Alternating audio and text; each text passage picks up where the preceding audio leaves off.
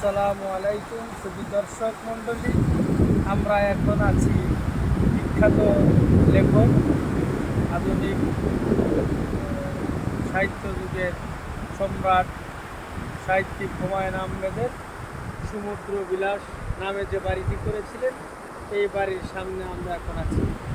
এখন এই যে আমার ডান পাশে দেখছেন সুবিশাল সমুদ্রের জলরাশি বাতাসের সঙ্গে যুদ্ধ করে খেলা করছে, ঢেউ আসে কিনারে আশ্রে পড়ছে, প্রচণ্ড গর্জন করছে।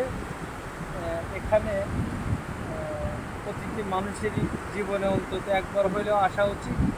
আমরা যে সামান্য সম্পদ নিয়ে, সামান্য টাকা পয়সা নিয়ে, এক চিলতে জমি নিয়ে বিরোধ করি, সংকীর্ণতা দেখাই, এই সবের ঊর্ধ্বে উঠতে চাইলে, প্রকৃত মানুষ হতে চাইলে এই সুবিশাল সমুদ্রে আসা উচিত। সমুদ্রকে এসে সমুদ্র অবগাহন করে সমুদ্রের যে আদর্শ, যে বিশালতা, যে উদারতা, এইগুলি আমাদের হৃদয়ে আত্মস্থ করা উচিত। এই জন্য আমি বলবো, আপনারা যত ব্যস্তই থাকুন, সমস্ত ব্যস্ততাকে পদদলিত করে বছরে অন্তত একবার এই এই সমুদ্রে এসে, এই যেখানে সমুদ্র এবং আকাশ মিলিত হয়ে গেছে, এই সব জায়গায় এসে